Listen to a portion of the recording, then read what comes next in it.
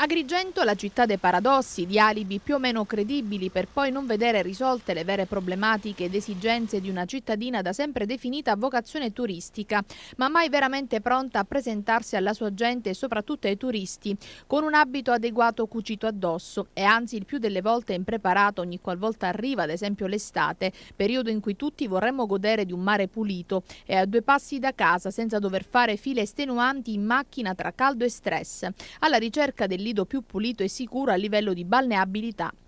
Oggi e tra l'altro finalmente in anticipo rispetto all'inizio dell'estate soffiano venti di bonaccia per Agrigento. Il CIPE, Comitato Interministeriale per la Programmazione Economica, ha assegnato 1.686 milioni di euro per interventi prioritari nel settore ambientale della depurazione delle acque reflue urbane e della bonifica di discariche in varie regioni, tra cui la Sicilia. Di questa cospicua somma, circa 33 milioni di euro sono stati assegnati al capoluogo agrigentino per il completamento della rete fognaria di Agrigento lungo la fascia costiera e l'adeguamento degli impianti di depurazione di Cannatello, Zingarello, Fontanelle e Villaggio Peruzzo. Un dato importante che, come ha sottolineato il sindaco di Agrigento Marco Zambuto, rappresenta un momento storico per la città, un momento, dice, per il quale si è battuto con tenacia e fatica, raccogliendo ora i frutti di questo lavoro. La storia ha voluto che io amministrassi questa città in un periodo in cui purtroppo tutte le emergenze che non si erano mai affrontate ad Agrigento emergessero nella loro drammaticità.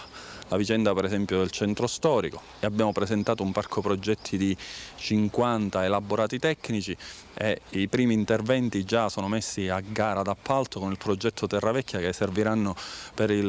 finalmente per la riqualificazione del centro storico. La vicenda idrica, io mi sono insediato, l'acqua arrivava ogni 15 giorni, oggi l'acqua arriva ogni 2 giorni, siamo riusciti a ottenere il finanziamento della nuova rete idrica e finalmente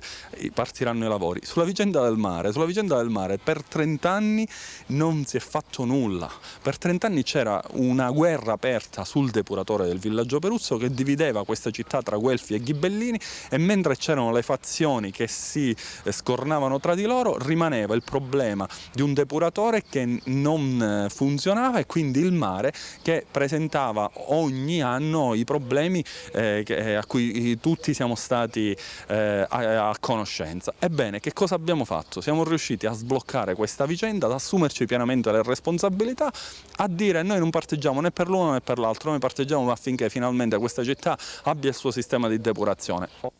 Zambuto non nasconde l'amarezza per le strumentalizzazioni, aggiunge che in questo clima di campagna elettorale spesso pesante, caratterizzato da illazioni e inutili polemiche, non sono mancate, ma ritiene di essere orgoglioso per il risultato raggiunto con questo finanziamento, che sostituisce alle promesse fatti concreti in favore di Agrigento. Oggi questo è un risultato concreto, è un fatto, non è una promessa, con buona pace degli ideatori di spot semplicistici che volevano addossare a me tutte le responsabilità. Oggi ci presentiamo con una grande conquista per la città di Agrigento che finalmente con questo finanziamento va a realizzare tutto il sistema di depurazione della città e va a risolvere definitivamente il problema anche del mare della nostra città. In questi anni si è andato avanti con i pannicelli caldi. Oggi diamo la soluzione anche su questo tema definitiva per Agrigento.